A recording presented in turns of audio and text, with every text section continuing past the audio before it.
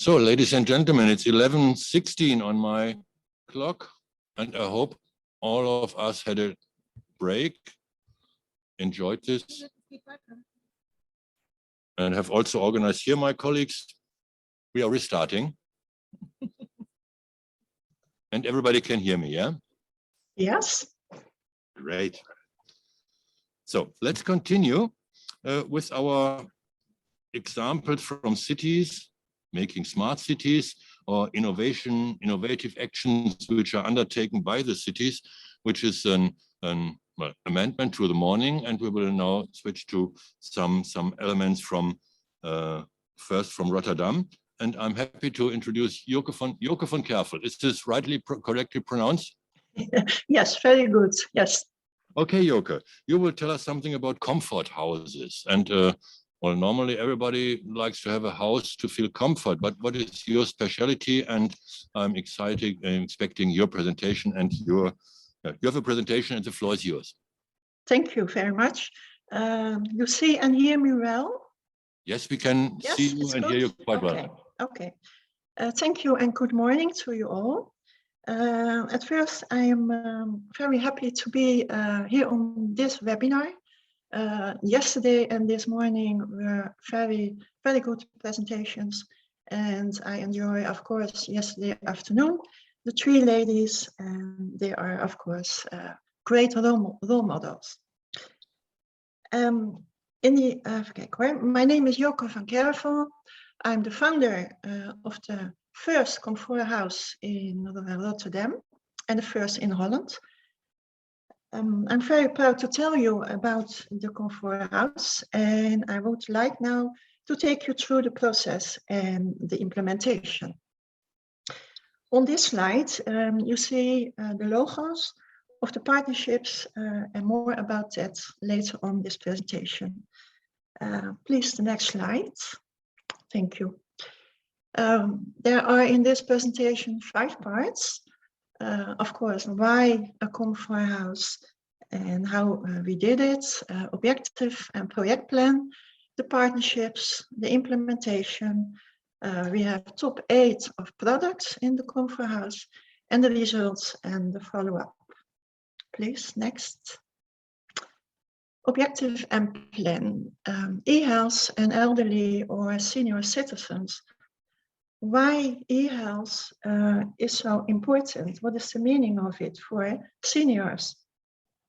Like the most human beings, we all want to live as long as possible, independently at our own homes.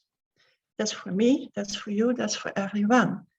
And of course, with a good quality of life. When we are young, but certainly also when we are seniors. E-health solutions can be of great value in this regard by smart home technology. That's why in the comfort house we have supportive and nice products. Because being old can be fun too. The accessible comfort house helps seniors with e-health products.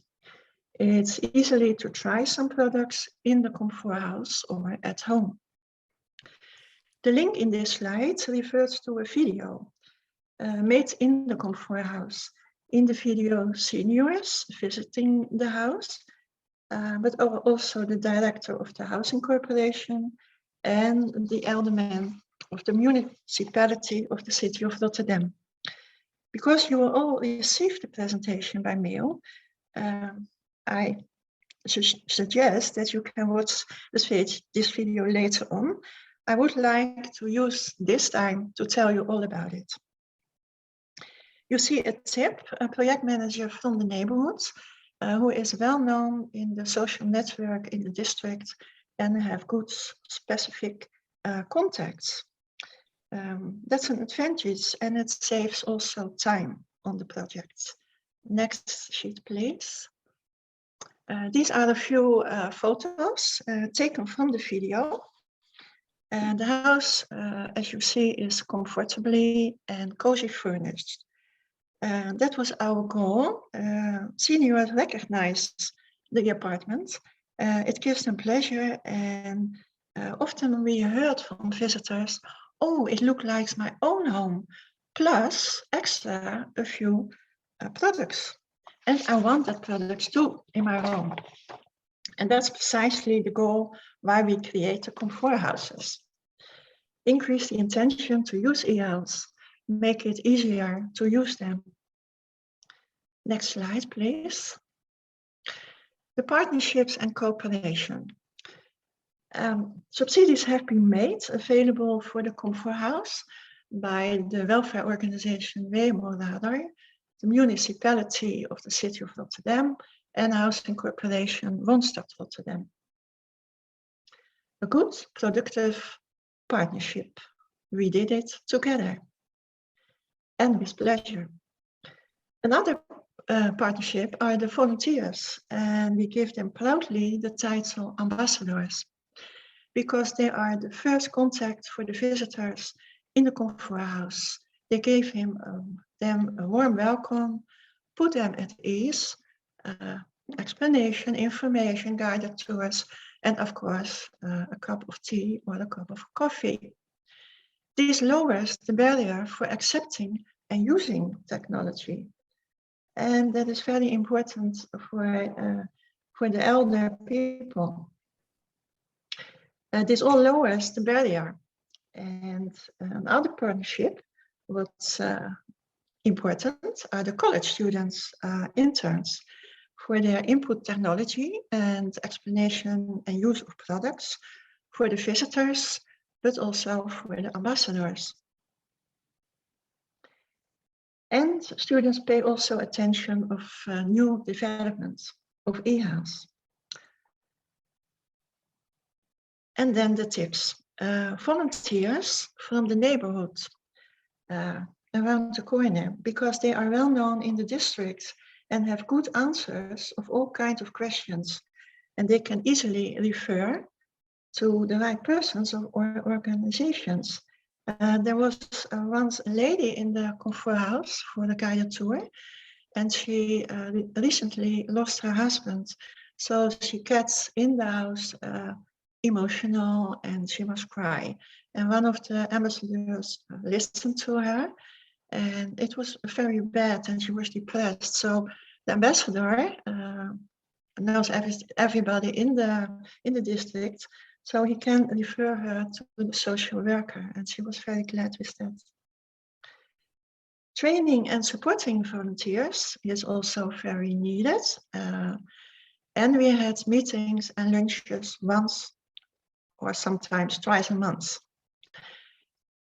The team is also present on activities for seniors, and that's also very important, because the ambassadors give them information and invite them to come to the comfort house.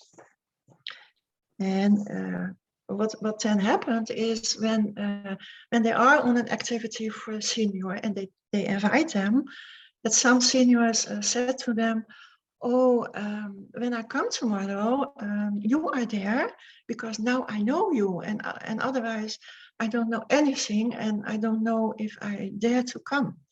So that's also very important for the people to come to our house.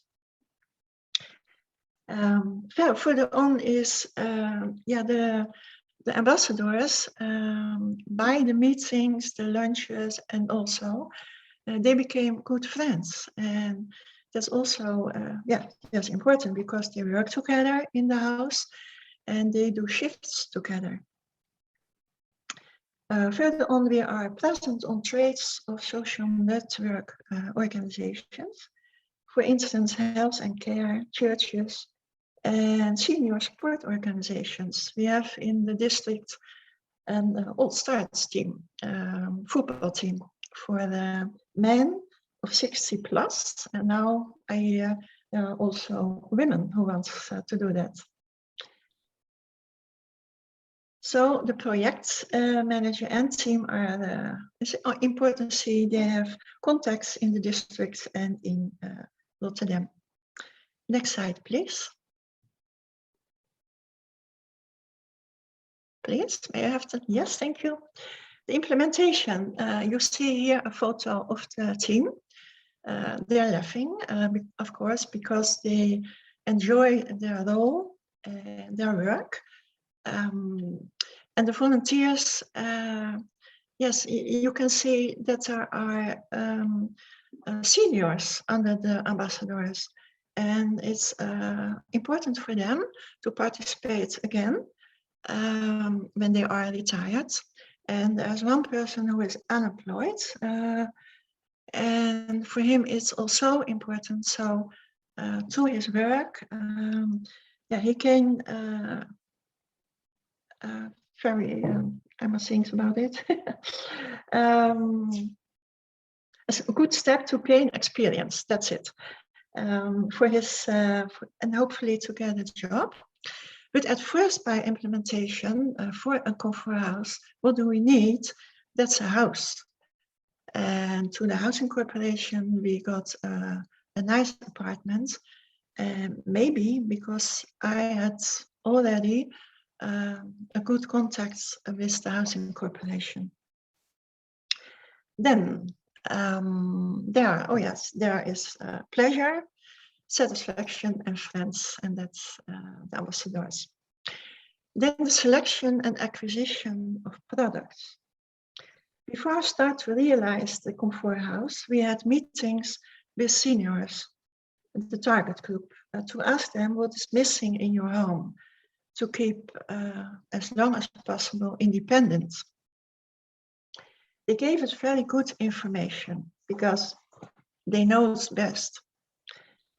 And also we had meetings, social network organizations, for instance, social nurses, and we're keeping up of e-health developments, of course, and innovation. And now, implementation. Yes, okay. And the classification of the products is in 4 categories: e-welfare, e-hygiene, e-safety.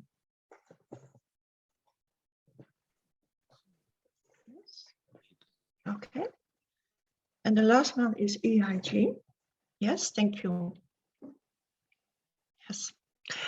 The top 8 products. We had a digital doorbell with camera.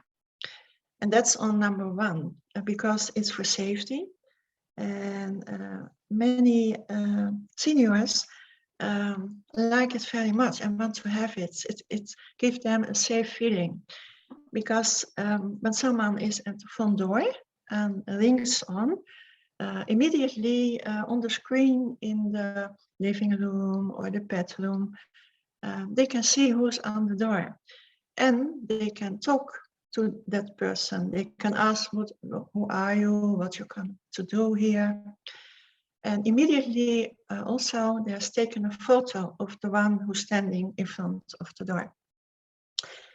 That gives a safe feeling for them, and it's a reassuring idea for the family. We had once also police for the guided tour in the comfort house, and they were very interested in this product because when there's somebody on the door who looks a bit suspicious or not to trust, then they have already the photo of that person. The second is the remote controlled curtains, and that's for safety, convenience, and welfare. Because it's for welfare, I have a lot of colleagues who wanted to, and they were still younger, but it's also for the seniors. Because you can, with the remote control, open and close the curtains. And you don't have to get up to do that. We had a man in the comfort house and he was 40 years old. Not the senior, but he was sitting in a wheelchair and he had a handicap on his hands. So he said immediately, I want that too, because sometimes he sleeps with the curtains open because he can't close them properly. So that was a very good product for him too. Then the flush and dryer toilet. A toilet where you don't need to use toilet paper. The senior sit on the toilet and don't have to turn and maybe a fall or an accident. But with a press on the button, there goes a flush and a dryer. So it's for safety and hygiene, of course. Then the fourth, the electric drying rack. That is too for convenience, but also safety a little bit. You can hang on the senior can hang on the laundry on the rack, and it's in no time it's dry, and they can do it sitting. Then the RoboCat and RoboDog, yes, that's welfare, and we noticed by some visitors that it helps by loneliness. Sometimes people feel very lonely, are alone, and with a cat, a dog, on the lap or taking it everywhere in the house, and they can tell everything to the cat and dog. And you don't eat foods, but only batteries. And we hear a lot that they like that very much. Then the talking alarm clock. Yes, we had groups of blind people, and yes, they can't see what time it is, and the alarm clock can tell you every hour what time it is, or the alarm. But we have also a Google Home speaker in the Comfort House. Maybe you all know it already, but for the elderly people, it's sometimes not so well known. Elder people sometimes are not well known with the products, or a little bit anxious or afraid of them. What do they do? And when they come to the house and we show them the Google Home speaker, and they can ask everything they want, and immediately the answer is there. So it's for welfare, for contacts. That's for everybody very pretty and needed to have. But we have also a screen next to the Google Home speaker, a little screen.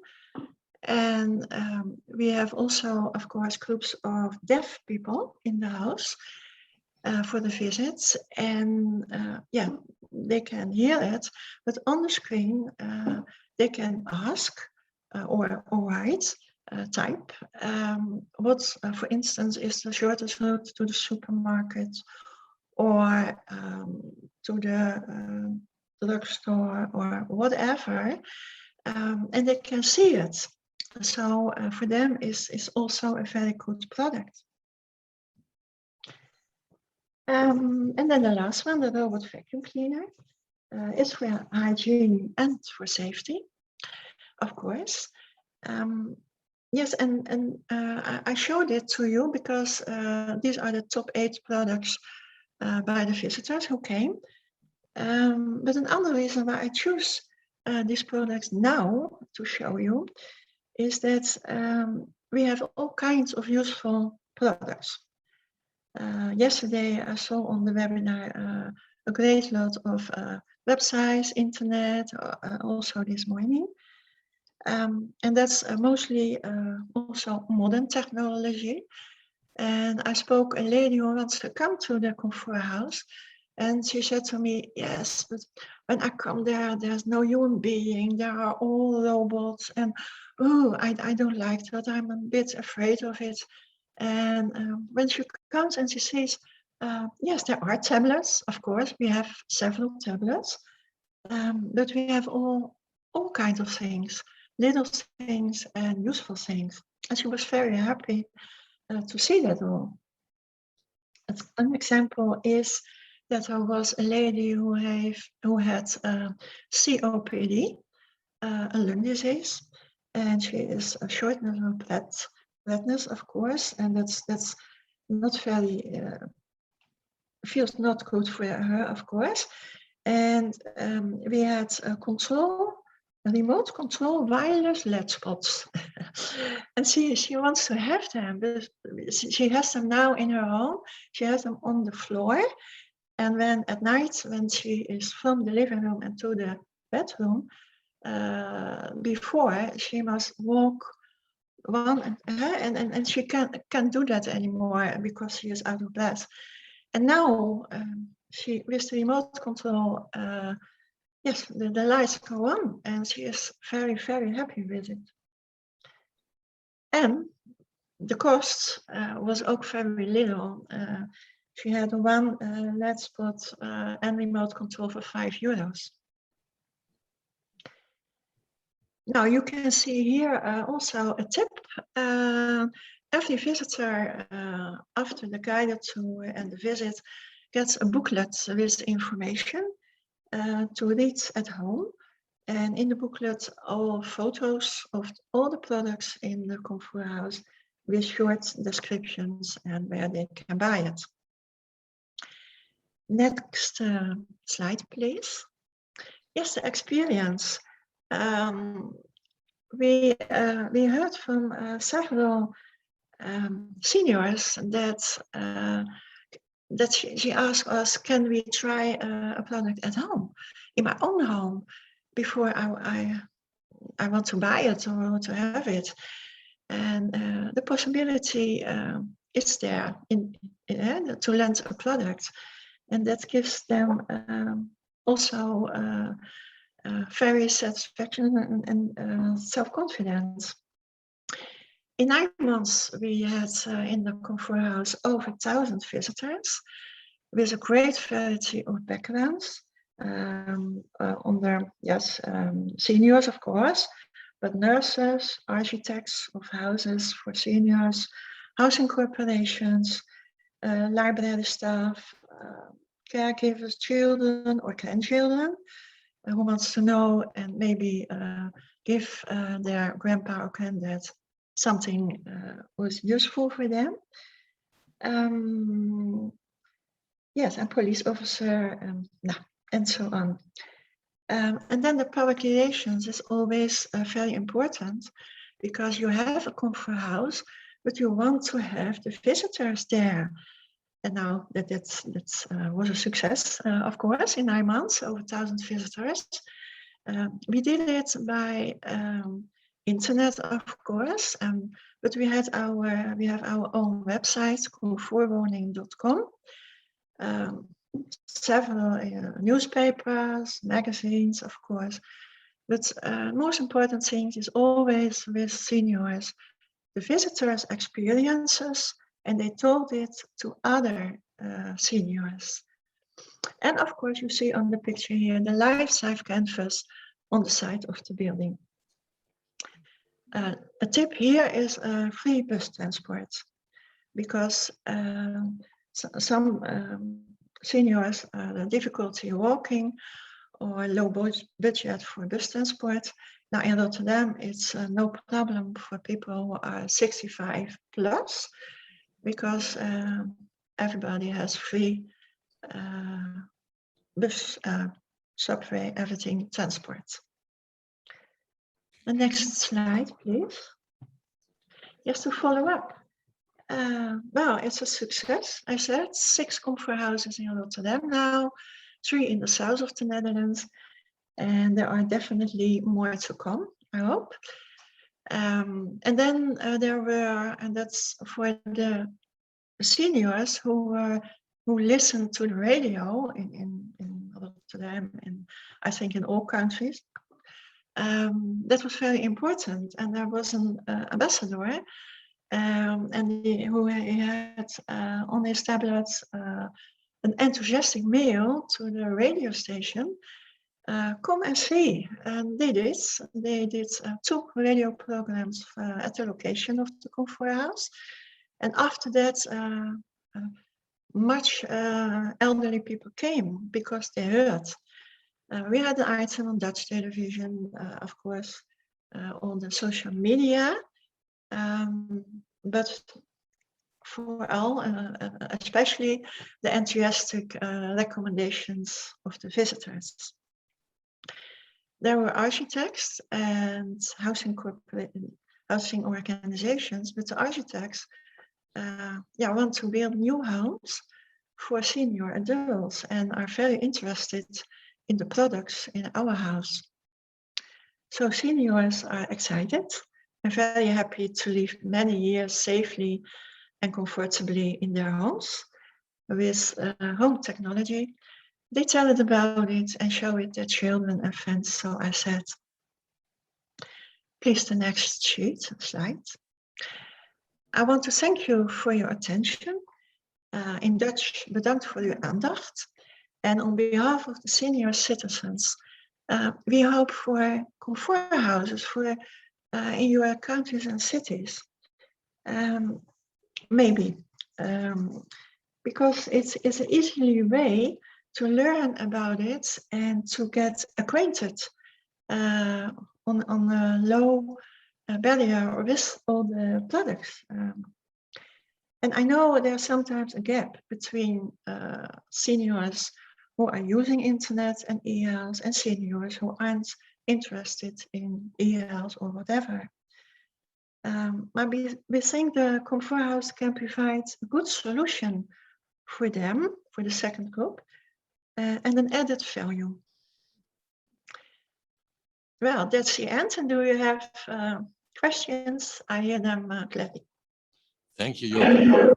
Please. Thank you, Joke, for this presentation. And Yes. it's indeed interesting. And just make my minutes here. And I got your categorization in welfare, safety, security, and so on. And Yes. a couple of weeks ago, I got from the Hamburg emergencies the information that about 20% of all emergency calls come via this Alexa Google loudspeakers. And it was surprising to me. And yeah. they really appreciated that, because if you have a heart attack and then you take your normal phone and then until you have told them who you are, where you are living and so on. Yes. So it's much faster if we have a keyword and shout in the room emergency, and they know exactly in the same second where it's from. Yes. And so for them, it's much more. I was surprised about that and about the large amount of this emergency calls. But that was my story about that. Do we have questions from the auditorium, from our colleagues? Yes. Actually not. Everybody is fascinated. And the question is for me still another one. How? I'm sure you also train people, yeah? So if Yes. I come to the Comfort House and want to have, well, I'm really overstressed to get my TV programmed. So I need somebody who tell me how does it work. And can imagine if I buy an electronic device for my doorbell or my vacuum cleaner. So there should be a more training how to use it. Then I can just reading a manual. It's very often a riddle. You can't understand what is written there. You also give these advices, yeah? Yes. Yeah, so we got that questions too, and when a senior wants to have a product, they get from us, from the ambassadors and volunteers,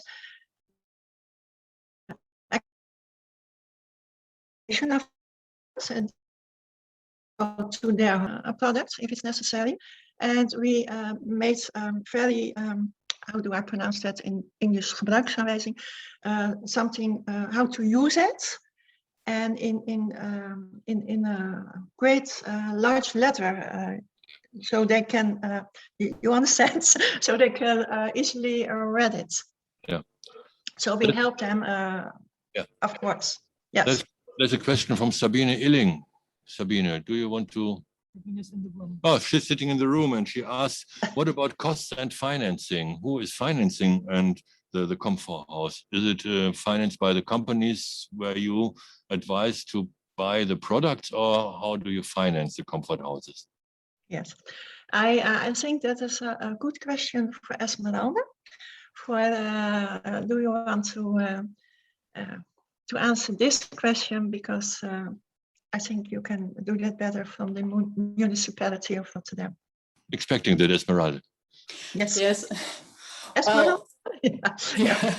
Yeah. Yes, I'm not the colleague who has been in touch with the comfort houses, but it is supported by the municipality. And what you already said as well, Joke, by the how do you call it, homing companies and another welfare organization. So in Rotterdam, we work with networks. It's very important. And then as municipality, we support this kind of initiatives. If you want to have more information about it, how exactly, then I should ask my colleague. But if that's what you really want, please let me know, because then I can ask my colleague if he can give more information for the people who are interested in that. I'm quite sure this answer is sufficient, because the suspect behind that could be that if it's financed by Google mainly, you try to advise anybody in the comfort house to have a Google loudspeaker, because it's the financer. And so maybe we have to be careful about the finance situation. No, that's not the purpose, and we don't make reclame. They must buy there or there. No, we just show it, and we explain how it works. And then because in the booklet, everybody can contact the producers of the products. So and it's an advantage, I think, because the welfare organization is also a participant, and so there are a lot of seniors. They cannot tell them, because it's a cozy home, their problems, and then we can easily refer to the social workers, etc. Okay, thank you very much. I do not see any more questions, and that gives me the chance to step over to our next example, which is from Zaragoza in Spain, and it's Francesco Rivas Gorostiaga. Francesco is the head of social services to communities in the Zaragoza City Council, and I hope I pronounced also Gorostiaga, Francesco Rivas correctly. And Francesco, yeah. Can you hear me? And the floor is yours. It is really correct, yeah. Can you hear me? Perfect. Okay. Well, first of all, I want to say thank you for your invitation to this meeting, and I want to, as others, to share my screen with you. So let me, yeah. I think it would be perfect. Yeah. Okay. Yeah. I made it for explaining what we want to show to you. What is how our centers works in the city to give to the elderly people the opportunity to share, to contact, and to be part of a community. What is for us is really important. And first of all, I want to know, well, and here you can see that it's a network of facilities designated to provide a space for the elderly to meet, participate, and be together. What is really important? Yeah. And first, I have to say that Zaragoza is a city that is the population is about 700,000 people, and the elderly, the people of 65 and plus, are more or less at 20 or 21%. So it's a large number of people, which is who we have to give the service. And these centers, what I want to show you is that these centers has evolved along the way, along the years, because in the 80s, where they began, it was just a place to be, and the goal was about isolation and to give them a warm place to stay, and it cost low-cost services as a supplement to the pension they received. Francesco, a short back. Did you start already your presentation? We only see the initial slide. Only the first with the text. Can you see don't you see the presentation? We just see the text, the Zaragoza experience on facing digital gap and installation, No, community centers, I but mean, no continuation. okay, now can you see that? Well, On the right side, now we see the evolution and changes. Yeah. yeah, Now it's yeah. Well, sorry. Yeah. okay. Thank you. Thank you very much for the announcement. Yeah, well, and I was saying that in the 80s, it was the consumption was just like a home for the elderly people, but in the following years, it changes a lot to cover the needs we observe in the elderly people. So in the 90s, it became a place for leisure, for receiving courses and workshops, and to begin to with the activity groups. Then in the 20 in our millennium, uh, we changed to the prevention, the maintenance, social and physical and cognitive maintenance, and we wanted to promote the participation, the relationship, and the providing of services to the community, to the elderly people, and of course, avoiding loneliness by doing, not just being. You can see there is a change along the years.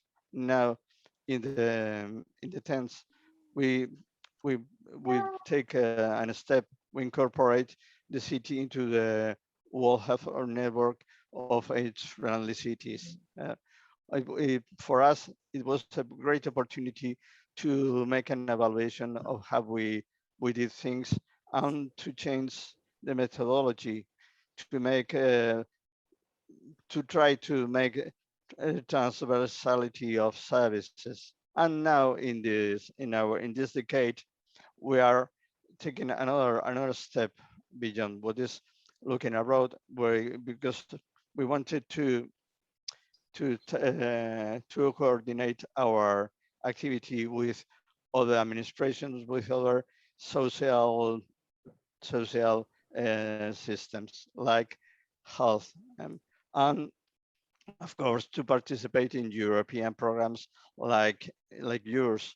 And in this case, we can mention three of the we have taken part in Mobilage. What is yeah, but we wanted the people to go out in our streets and to make the city more friendly to the people that wanted to go to anywhere in the city. And we did what we did was to analyze the way from a place to another, to give and to put them in internet, to give the opportunity to the people to to use a secure way.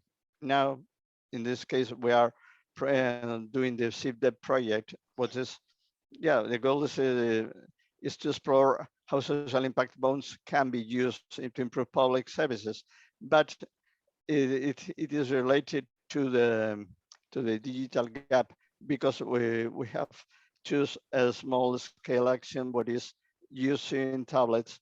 We want to create connection connection to face-to-face connection of all the people that are now with the pandemic confined at home, but for the people that are isolated. So we are doing in this way. And we have to mention the SPON project, which we have finished last year.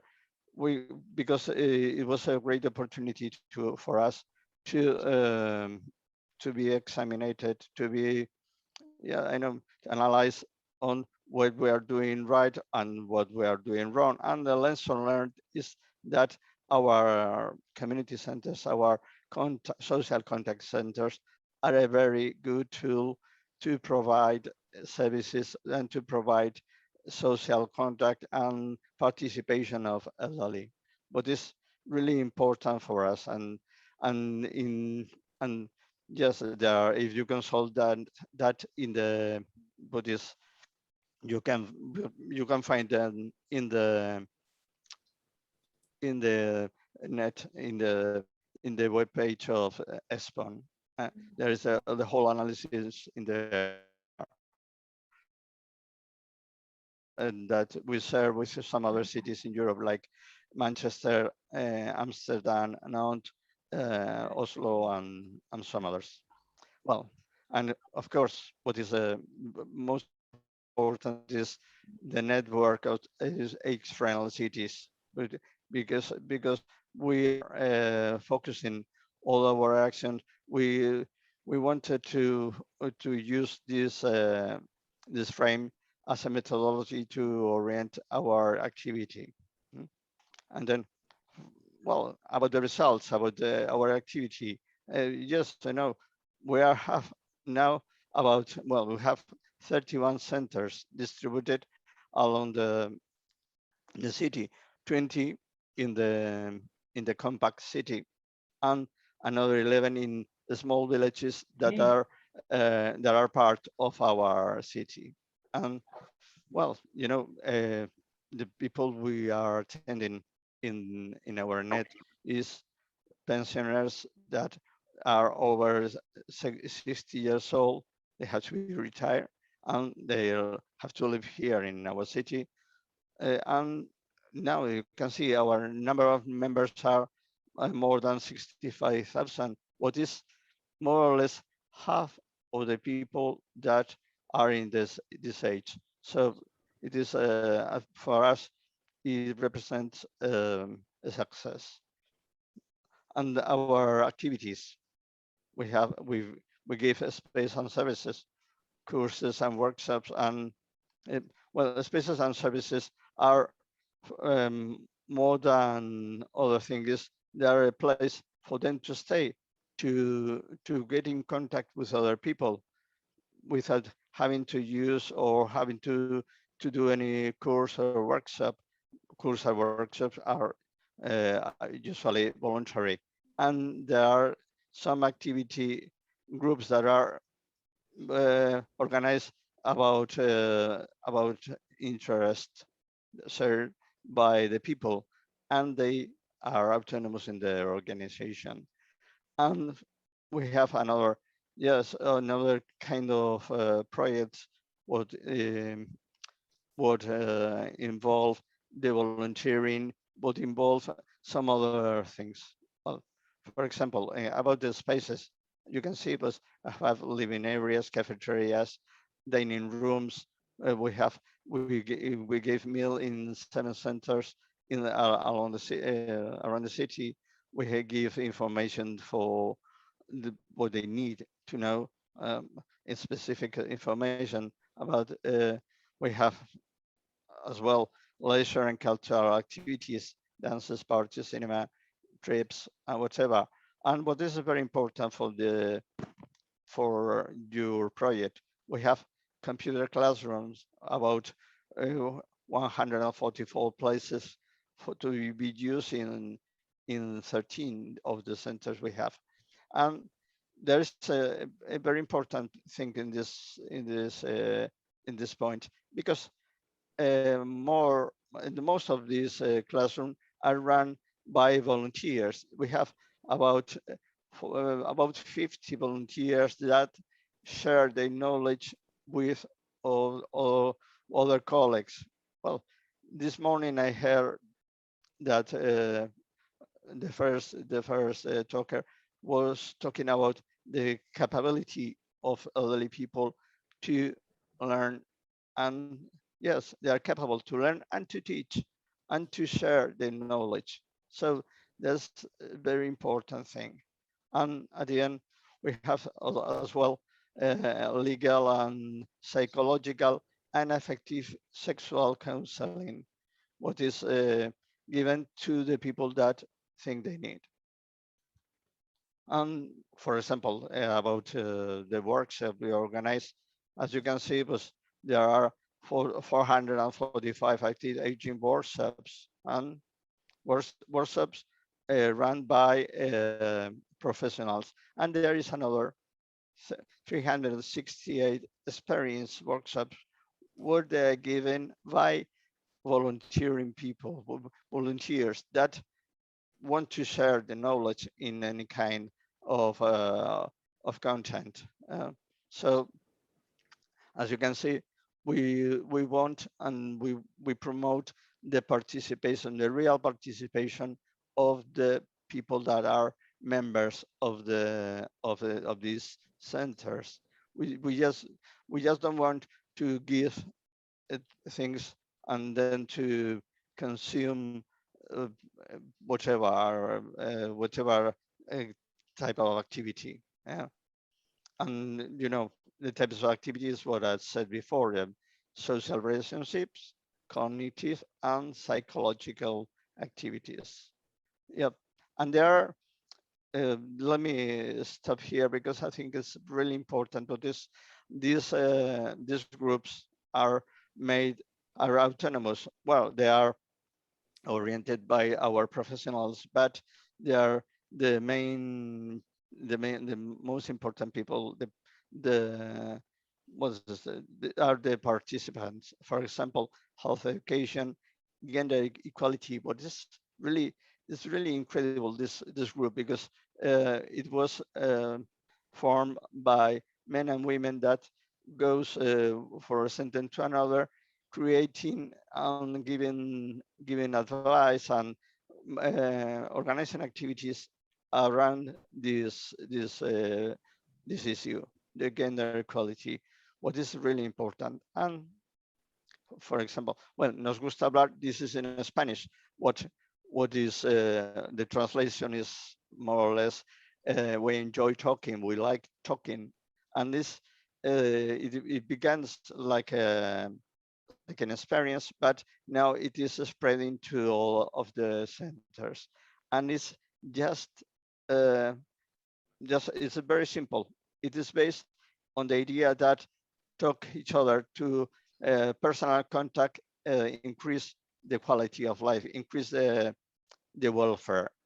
And we just give the people that wants to have contact with others, we give them a place. And at the beginning, we how can I say, we manage the group, but then in a few weeks they are autonomous and people come and go. And but the the experience has been very, very successful, and it's really, really easy. This is what we want to trans to to do by the tablets I said before, and the participation neighborhood. And for example, intergenerational experiences. We have a group of people that teach young people and children. They help with their homework, and some of them don't have their parents with abilities to give the knowledge. So we uh, we support them in this content. And for example, we traveled 4 years ago. We went to Sweden with a group of these uh, men and women, elderly people, to show how we did in Zaragoza an experience between disabled boys and girls and elderly people. It was really amazing how they create something different, how they feel better. uh, and this is the most important. So we wanted at the end, the lessons learned in our experience of these years. First of all, we have to place value in our network. Sometimes, yeah, it is sometimes it's a common place to think that these centers are just for all people and they have no importance. No, it is very important for our society, and we can use them as a platform to give some other services to our communities. Mm. But as you can see that, yeah, we have to improve our methodology of evaluation and measuring the impact of all the programs. So if you want to give to make any question. Thank you, Francesco. That's really impressive. And most impressive for me was the huge amount of participants from Saragossa from this group of elderly, which was more than 50%. So this was amazing. It's a huge workforce or a huge amount of people doing something and being ready to engage themselves. Yeah. But first, a question to the colleagues and auditorium. Where are questions to Francesco?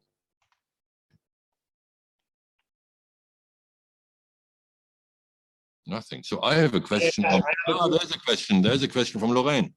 Yeah, Thomas, I've got a question. I was thinking about the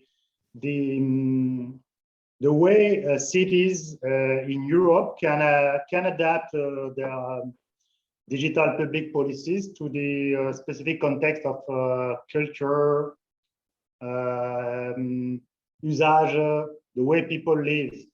I know that in Zaragoza there is something which is, and more generally in Spain, there's something which is very important, is talking, is staying late at night down the street to gather and to exchange on different things. This is something which is very, very Spanish. But I would like to know more generally if Francesco could tell us some more things about the way the city of Zaragoza must adapt its digital policy to the kind of way of living of people.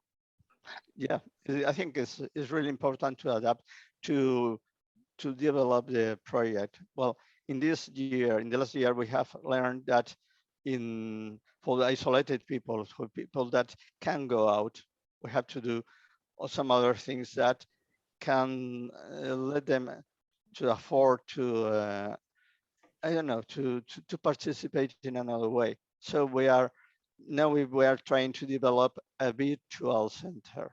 So to give the opportunity to do what the other elderly people do at the centers, to do it at home. And as I said before, and to use the centers, the buildings, our presence in the neighborhoods to spread or to give another services, because if we consider the people that we reach, most of them are from the 70 years old to 80, and yeah, the older ones are missed. So we have to adopt or to coordinate with some other services, the long-term care at home or some others. So yes, the long is a long path a way to go.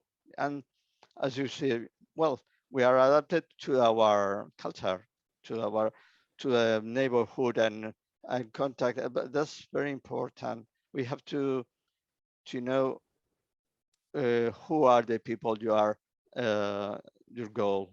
And yeah, I think it could be adapted in some other cities of Europe, but sure, they have to do adaptations to their way of life.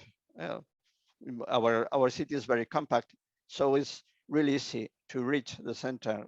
I don't think it happens in some other places, like in your region, but it's really spread. So yeah, maybe you need the project, the village, or I don't remember the name. So yeah, we have to do adaptations. We have to be aware of how we are. Thank you, Francesco. For me, it was another point of my minutes that you gave an overview about the development of the roles from the 1980s, 1990s, 2000s, how the approach, also your challenge changed. And when you finally ended with this evaluation needed point was on my notices in minutes. So starting from your analysis, it was a clear analyze. And in the end, for the evaluation, which is needed, which is naturally, you spend much effort, a lot of effort you have a lot of responsibility and a lot of customers, to say so. Yeah, They I know. just they earn an evaluation, not to waste their own resources. What is the outcome? The so what effect cannot be the resource be used for this evaluation, because I'm quite sure if you have 60,000 volunteers, 60,000 people, there are some experts in evaluation and effects gaining, Yeah. to analyze professional wise, and somebody who is just retired and has his whole life with evaluation to do, he could easily do so. Yeah. For well, related to that, now we have to begin the second phase of the age-friendly cities process, and we wanted to use it to make this evaluation, to make to know the people were attending. For example, one of the studies we did 2 or 3 years ago was to know who are the new elderly people, because we have realized that the recently retired people are completely different to the people we used to treat before. So yeah, this kind of studies, this kind of analysis are really important. And there is another point that I don't want to miss. That is when I talk about the coordination with other systems. The main we give I think we think it's very important to have a good relation with the health system. And now in the in the in the last 2 years, we have begun an experience with the medical centers, with the healthcare centers, that they consider our centers as actives of health. They send us the people, for example, recently people that have lost a couple what is depressed, who is depressed or he is in a bad mood, and instead of giving medicine, they send to the center to do a different to solve the problems in a different way. So it's an approach, it's a social and medical approach to the problems. What is, yeah, when I say evaluation, I say it is a wide range of evaluation of knowing what we have to do in the future. A final question from Sabine Illing from Hamburg. Okay. Yes, thank you for your presentation. I think it was on the last slide you mentioned intergenerational. Could you give please 1 or 2 examples? Thank you. Sorry, I haven't understand what you said. Okay, sorry. On your last slide, I think in one of your last slides, you had this intergenerational. Okay, intergenerational. Well, yeah, we have some experience when the first one is what I said, to help young children with the homework. Some of these children has how can I say, an immigrant background, so they don't know the language very well, so they can't help the children, and our volunteers are capable to do that. So they give the big help to these children, and this is really for them. It is okay. How can I say? It is really successful, not only for the children but for the elderly people that helps. And another experience we did was with we got an inclusion center for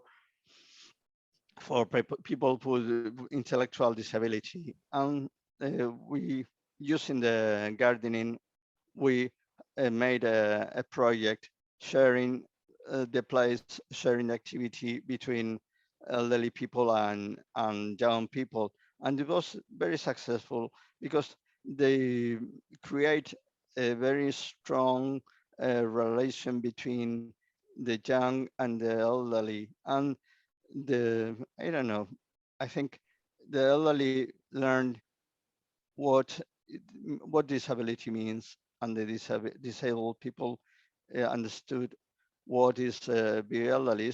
Is a way of to share, to know each other. Thank you. Thank you, Francesco. I think this was very good explained, and so the point was clear. Thank you very much for your presentation and your impressions from Zaragoza. And let's come now to our last panelist. It's Jan van der Heuvel, even if he's Dutch, but he's living in Hamburg. And Jan will well, present us the Let's Create a Website project, which is initiated at least and with a lot of help from him. He's a volunteer representative of this multicultural house project. And Jan has a presentation. And now he's stepping to my side. And Jan, the floor is yours. Okay, thank you very much. I don't know if I'm visible. Yeah, I can see myself, so that's it's working. Look there. Yeah, but I'm seeing it on your screen, and it's now I can imagine there's a big audience here, so it's not there, but I imagine just that all the chairs are occupied and everything is here. I prepared something in PowerPoint, and because of the technical questions, I don't know if it's able to share, if we are able to share my screen. We have wonderful technicians, they can do everything.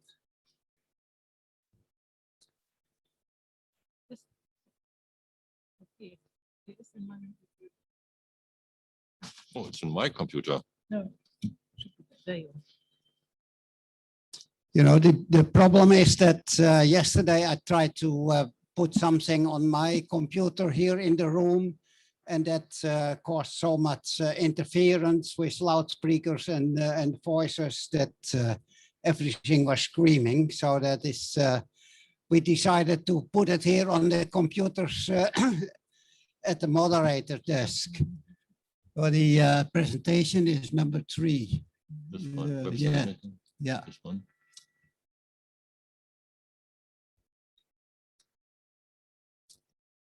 And it's coming up now, and if we share the screen.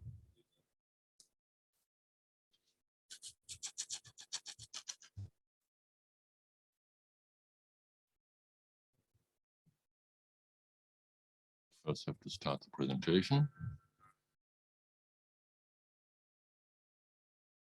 Okay, there we are. Let's create a website. It's the website will be called and is called meegangroepen.de. So that's where we go from here. And the creation process is still on the way. So I'll give a little bit about the background, how we come to creating a website, how we decided that we want to have our own website as a Meegan group, And first of all, the people involved in the group. That's the next slide, please. There is a whole group of people, and we are standing in front of the senior meeting point here in Altona, one of the senior meeting points, which is provided by the city and social networks. And that's where we met and where we started this creation of our new housing project. We started a housing project with people who are all over 60 years. They have a migrant background. Most of them, I think nearly all of them, are from Turkey. And we got in their retirement, they are on very low income. So for their rent and so on, they have to use the subsidized rental income supplied by the city of Hamburg. And in our group, we finally now have 17 single women, 3 single men, and 9 couples. There, of course, is quite a big language barrier, because many of those people, and we have to remember, they came to Germany about 50, 60 years ago, some of them. They came to Germany to work as labor. And one of the famous saying is, we're asking for labor, but people came. And all of a sudden, those people started to get married. They took their brides from the Turkey, and they have kids. The kids went to school, went to university, and now we got a number of kids who are doctors, lawyers, and so on. So there's still with those people, many of them speak very broken German. It's like my English. They have also problems with the with German. There is, of course, a very big digital barrier. They use smartphones, but no web service. They're not connected to internet with anything, but the smartphones are connected to internet, and they don't realize it, that they are on internet. They also use the smart TVs nowadays. So they look at Turkish channels over the internet. A couple of them have tablets, but most of the communication is done through the children, and they help out very much of it. Next slide, please. The group was based by Fatma Zelik here in the middle. And Fatma was the one who was working in hospital services at that age, and found the people in need of services and help. And she helped them out with filling out forms, requests for support, where to go for what. So she kept things going, and she came up with the idea to start a building group. Next slide, please.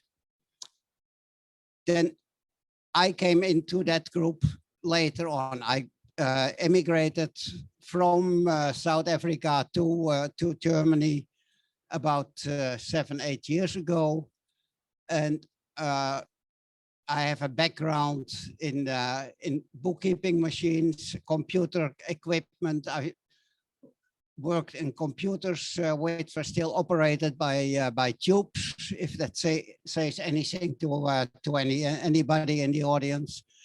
I used to later on to do the troubleshooting to the transistor level, which is a long time ago, and then the chips came, and then we came into the ready-made programs like Microsoft Office and things like that. So that is the big steps which took place during during my life. And so what we now use are ready-made programs, and it's not longer so that for a company a program is made up to their use. Now the companies will adopt to a program. So we use a program, and then we adopt our way of operating to that program. Next slide, please.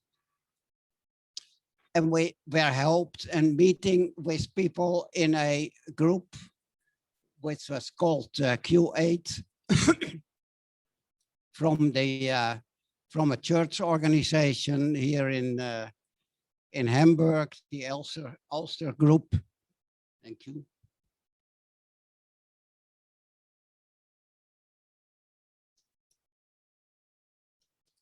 And we were meeting there with people, and we were talking about a new neighborhood in Altona, which is called Middle Altona. And I'll show you something. In 2016, we were at a meeting at that group, and we heard about them receiving a prize, and the project manager of that group where we were talking with was going to Quito. And we came up, my wife actually came up with the idea to make a small clip for the presentation, and to send that out, and so that she can have some introduction where the whole thing was about. So I'll show that clip to you right now.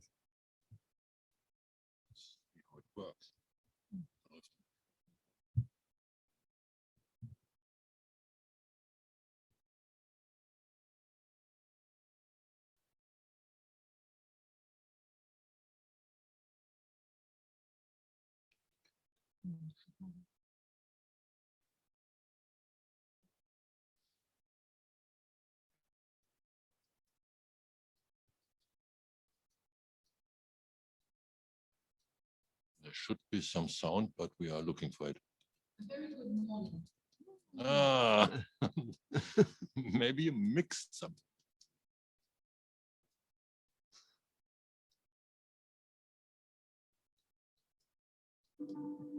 Here we go.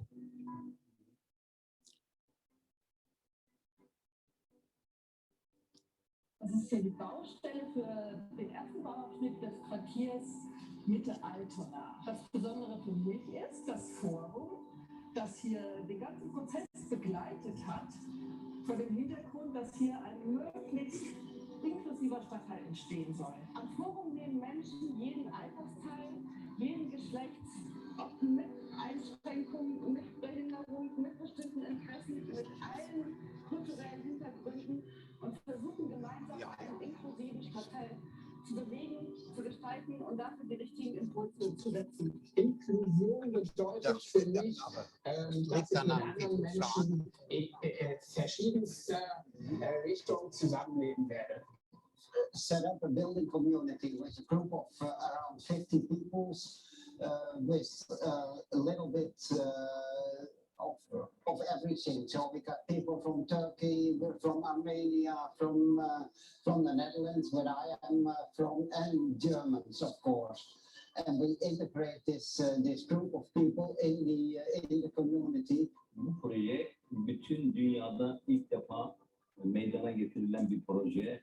Onun için biz eşimle beraber 5-6 seneden beri bu işle uğraşıyoruz. İşi bu kadar yoluna koyduk, bitirdik. İnşallah bundan sonra da sonunu getiririz diye düşünüyorum. Ve bütün dünyaya selam gönderiyoruz. Selam.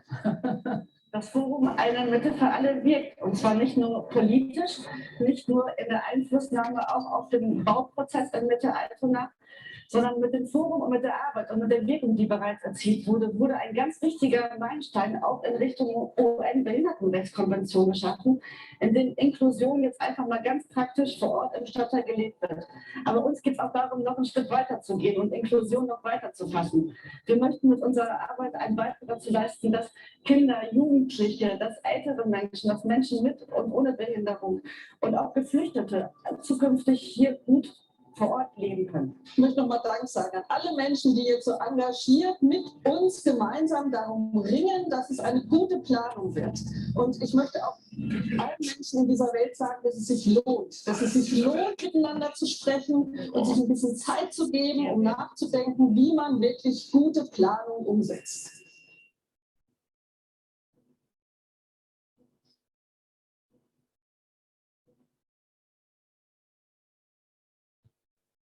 Okay, we go to the next slide, please.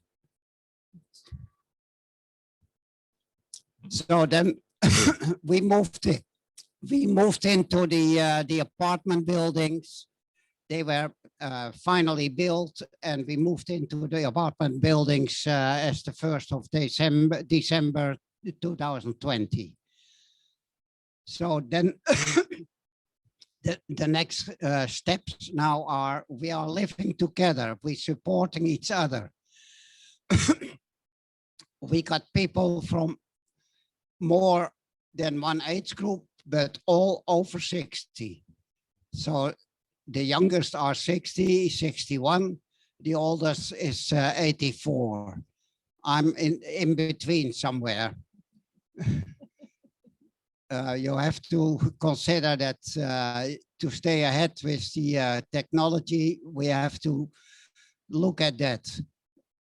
One of our wishes was to have something nice, like we have heard this morning from the presentation of Rotterdam, where the intelligent building was created.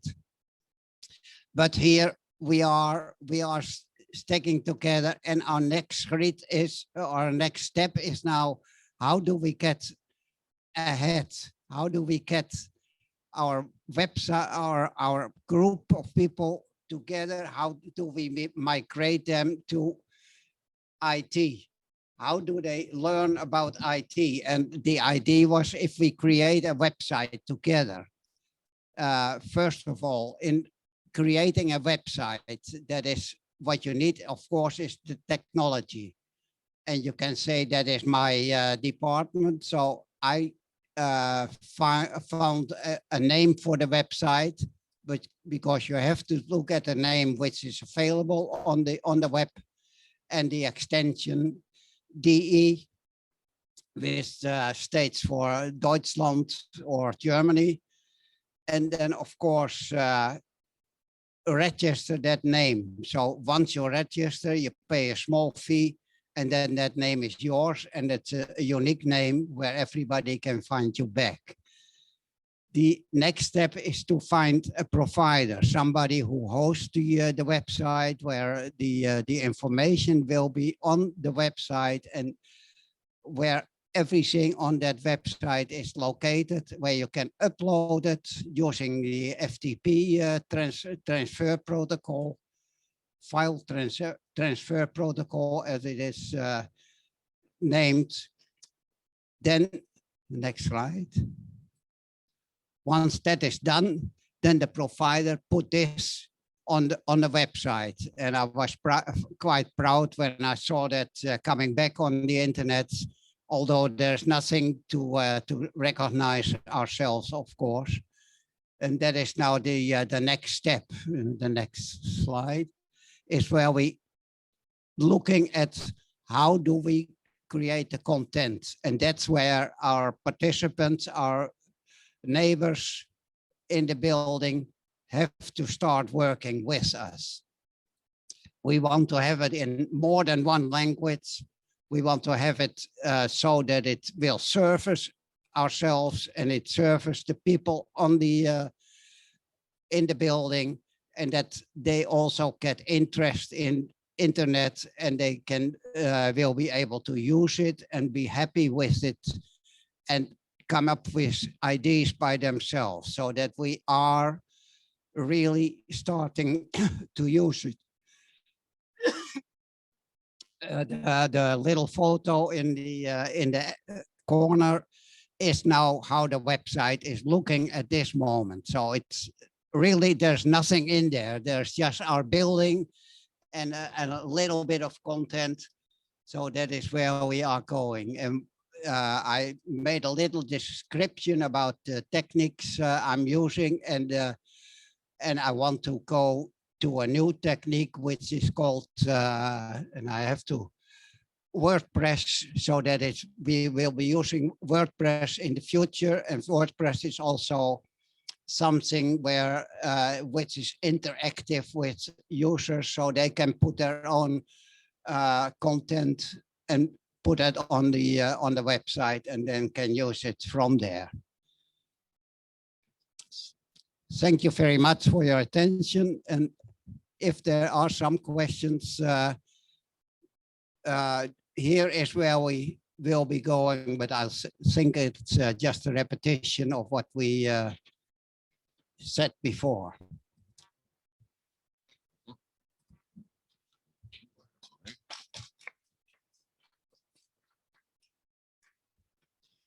Thank you, Jan. That was quite impressive because you started from scratch. Really, you did not fill a website, but you started with creating a website. And first the question from the auditorium. Do we have some questions, remarks to Jan? Then I will again launch my first question. These persons you are included in this activity were all older than 60. That was quite clear.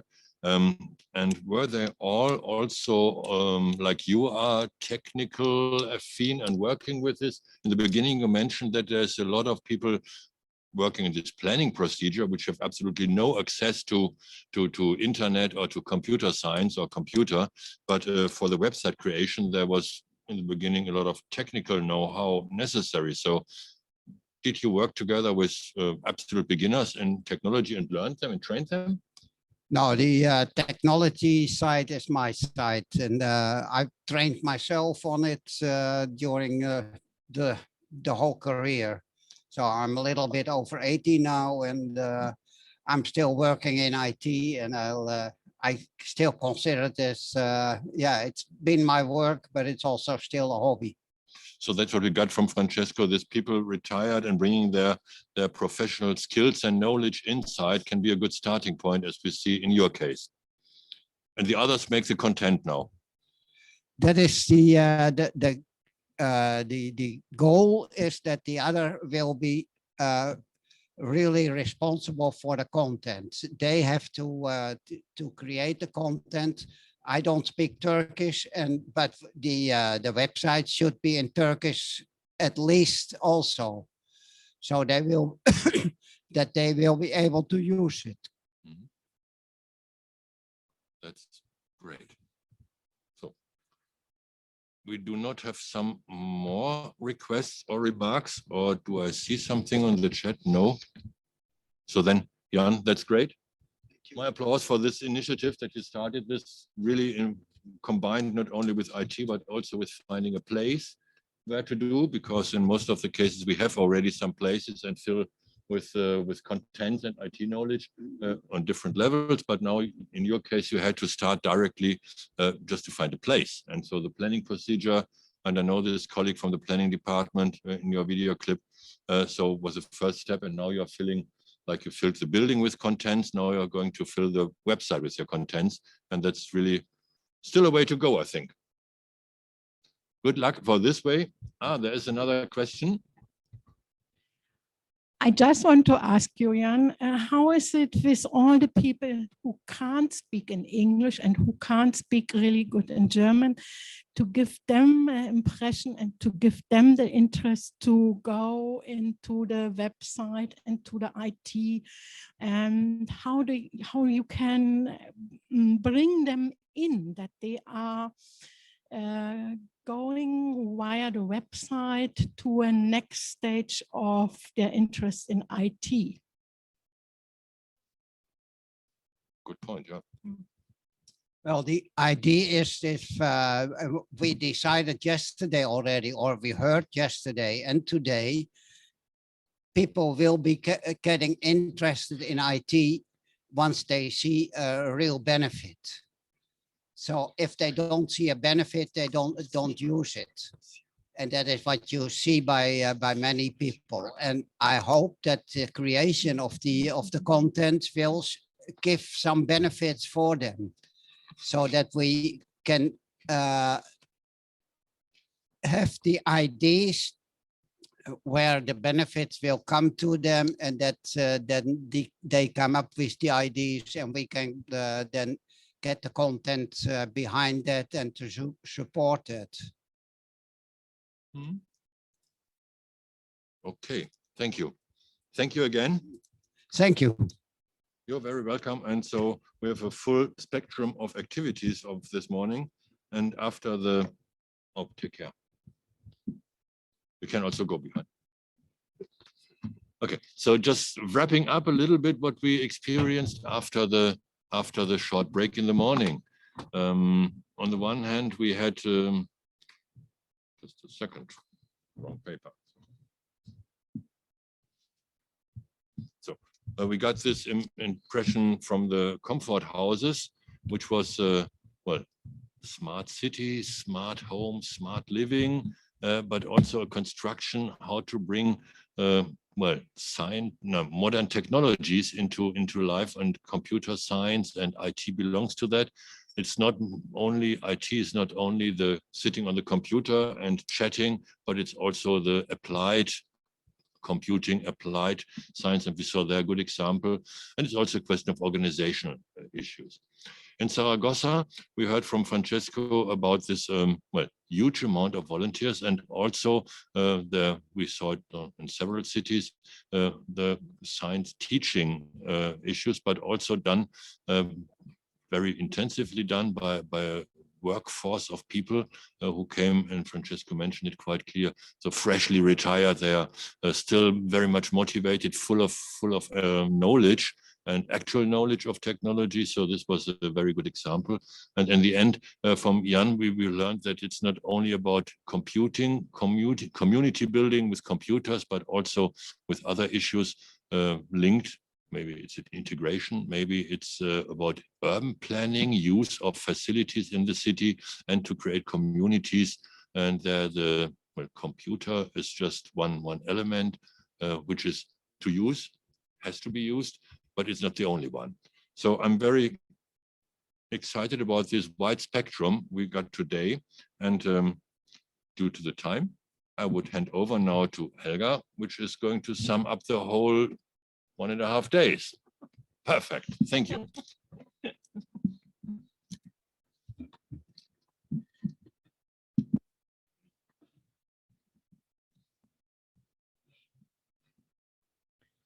Okay, I'll do my very best summing up 1.5 days in about 3 minutes. But first of all, let me say, give a very big thank you to all who participated in these 1.5 days. First of all, a big thank you to Thomas, our moderator here, sitting next to me, who's done a great job. Also, a big thank you to everybody from the partner cities and from other cities participating and contributing. And finally, a very, very, very big thank you to the group who prepared all this from the Hamburg side, especially Birgit Guten Morgen, a very, very big thankful, and a big round of applause to you. And also to Andreas, who did a great, great job supporting on the techie side, and to the sound mixer over there who's supported us. This is all, I must say it, these are all volunteers as well. Now let me try and sum up what we learned. Well, if I have to sort of put what I learned into one sentence, I think we all know the saying, it takes a village to raise a child. And if I'd like to change that now, it takes a village, or rather it takes a big network to support and accompany senior citizens in aging. And I think that is really what we've learned today. We've heard from really the meta levels, that was especially yesterday morning, to really down the basic level, that was yesterday afternoon, with a really inspiring discussion with the ladies from Cluj and from Rotterdam. Finally, to the really very down to earth and practical examples we saw today. And I think if to say a few buzzwords that popped up, actually in everything we saw or heard, these words were there, and I'd like to just to remind you of them. They were, first of all, you really need the basics. You need electrical devices, and you need the opportunity to use them. So you need education to be able to use them. You need something else. It must be safe to use them. You must feel safe using them. And in doing that, you need agents or ambassadors, whatever you call them, but you need other people who can help you. Maybe spoon, maybe you'll even get electrical devices helping you, but I think it'll probably stay human for quite a long time. So the human approach is really important. So we need networking, we need a benefit. People need to know why they're doing it, because otherwise they won't be interested in doing it. In finding the benefit, it's extremely important to do co-creation. I think the last example from Mitte Altona and Mekan is just perfect for that. You do need co-creation. You do need the autonomy of the elder people. You really need the eye level. It's something that is most important. And I think, and here you need a friendly environment so that people really like to come and also feel that they're welcome. Be it in person or in the digital world, still it has to be a friendly environment. And finally, to recall our friends from Cluj with the salsa lessons, you need to be daring and you need to have fun. And I think that's a very, very good final word. Have fun and get on with it. And that's my summary. Thank you very much on behalf of the district of Altona. We learned a lot, and Birgit and I will have a lot to do and to think about in the future. Thank you. Over to Thomas. Okay. Thank you, Birgit. And let's step over. We heard that we do not have to change our seats. Okay. Here is this microphone. So I learned we don't have to change the seats with the technology. Thank you for that. And now I want to ask our partners to give their impression. And let's start with the colleagues in Marseille. So, impression from the. We can hear you. We can't. Let's change. I'll take my old microphone. It worked. Okay, so I take my used position. So let's start with the conclusions, and let's ask first our partners, our international partners, following this 1.5 day. So Pierre, what was your impression and what can you add to Helga? What still is possible to add to Helga? So I would like to thank you all for your contribution in this seminar, which was very, according to me, very enriching. We already knew that changing on the issue of digital for senior in such a short time was just opening a door.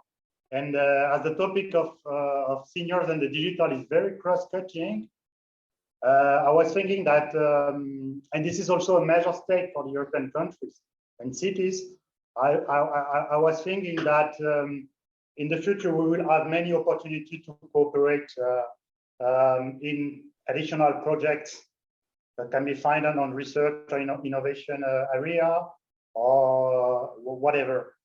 Getting back to EUDIGIT, we are nearly reaching the middle of the bridge. So next meeting will take place in Geneva, and we'll focus on digital tools and cities policies to improve access to the digital. The seminar won't target a specific group, but all the population and the public administration. But I think that to renew ourselves, we will propose to incorporate some novelty in the workshop and the conference. I really hope that the conference will take place in Italy for real, and that we can meet all together for the first time, and also gather many, many more citizens, which is important. Finally, I mean, the short slot of yesterday with the ladies from Cluj and from Altona were very, very, very interesting to me. Next week, we will keep in touch with partner cities and the Mayor EU network to discuss about the continuation of the project and to update our agenda. So my last word would be to wish you a very good summer break, but I'm not pretend to conclude the session. If there is any other comments, any other idea from city partners, you're welcome. Yeah, the final words are always yours. But before this, let's ask Esmeralda, is there something to add from Rotterdam? What was your impression? I think it was really, really good. I like the diversity of the program, and I want to thank all the people from Hamburg, Marseille, Major EU who made it possible to do this. So, and all the people who spoke. So I just wrote a short message to my colleague Zoe, how much I always are surprised about the challenges we share within Europe. And when you have this webinar, you're very much aware of it again, and how much we can learn from each other, because we all have our own context in which we live, and we do a lot of things together in the same way as well. So for me, it was a very fruitful, and no things to add, but a large thank you very much. Thank you very much. It gives a good feeling. And so Bogdan, can you repeat this? Hi.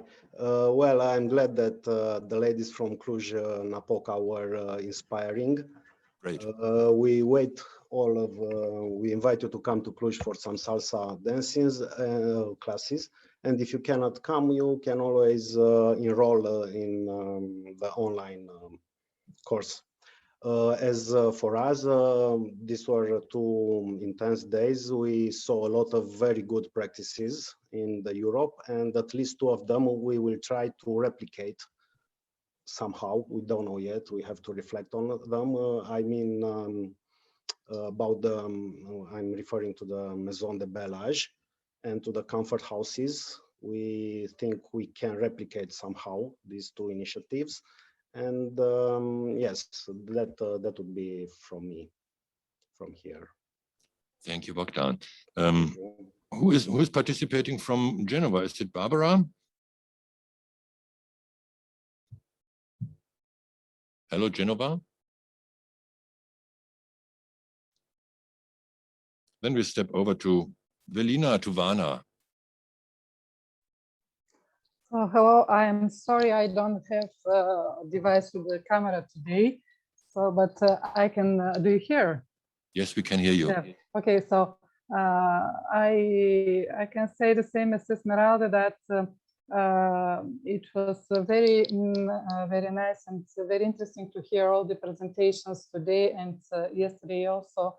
All of the practices are very interesting. We have a lot of to think about how we can implement some of them in our city also, like Bogdan said, especially the comfort houses and these smart devices to make the living at home better for elderly people. So we will think about that. And I would some skills that I noticed that is confirmed also from the seminar from Varna, where we had a very lively discussion with young people. Although there were more young people presenting, the discussion yesterday was also very interesting. But it seems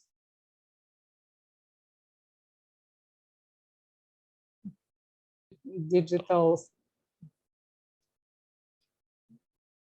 In the end, we have some problems to hear you.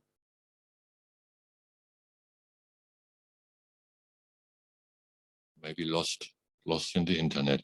So nevertheless, most of this we got already. And I would like to hand over to Arsenia. Arsenia will give us some ideas and the communication and next steps presenting. Arsenia. Hi, hey, everybody. I guess those of you who are not members of the consortium already know me from the communication. You have heard from me about the registration. I would like to just show you one slide. I promise I won't take long. It's Friday afternoon. We're all tired. Can you see it already? Yes, we can see it. Okay, great.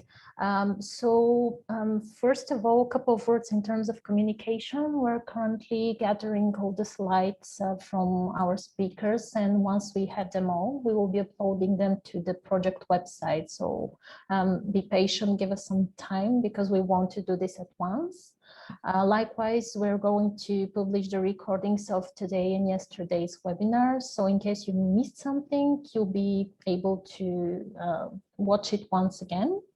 And speaking of the website on this slide, you can see the website, so make sure to bookmark it on your browser.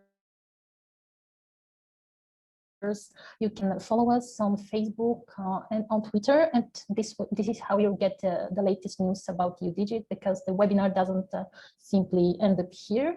We're going to be communicating a lot from now on to you. Also, you can opt in to receive news on your email. Some of you already did upon registration, so if you have done this, don't worry, we have your information and we'll be staying in touch. Finally, we are currently working on an ebook, which is supposed to somehow summarize the most important findings of this webinar and hopefully build upon it. So in the next couple of weeks, we're going to release this as well. And as I said, if you want to be the first one to learn the dates of our upcoming webinar or hopefully seminar and get the chance to participate, simply follow these channels that you see on the screen or send us an email to be included on our list and receive news on your email. So that's more or less everything from my side. Thank you all very much, and I give back the floor to Thomas. Thank you, Arsenia. And I will, not the last one, but I will also say thank you to all of you. It was a pleasure to me to moderate these sessions, and I learned quite a lot, and I'm quite sure this was so impressive to me. So I will follow EUDIGIT also in the future. I hope to be able to join you next year in Italy. But maybe you, one personal remark, maybe I said it once in the last 1.5 days, my main job is to create new projects, new international projects, to work on that. And as it was mentioned, to have some international activities funded by other programs, don't hesitate to contact me, and then we will see if we can do something more specialized, more technology driven, more socially driven, or in the same program as we are working here. For me, again, it was a pleasure. Thank you very much. And I give the final word to Pierre. And then after Pierre finished, we are closing the session. Thank you, Pierre. Nothing more to add. Thank you, Thomas. And I would like to thank you because the moderation was just perfect. And I know this is quite hard to manage. So my last word was to say, to wish you very, very good summer break. We will stay in touch with partners in July with some information. But for me, that's okay. That's okay today. It was very, very impressive agenda. Thanks to Amber, Senia, Lorraine, who replaced Pascal very efficiently, Priscilla, and so many persons, of course, Elga and Birgit. So thank you all, and I wish you a very good summer. Stay safe. Bye-bye. Bye. Bye-bye. Bye-bye.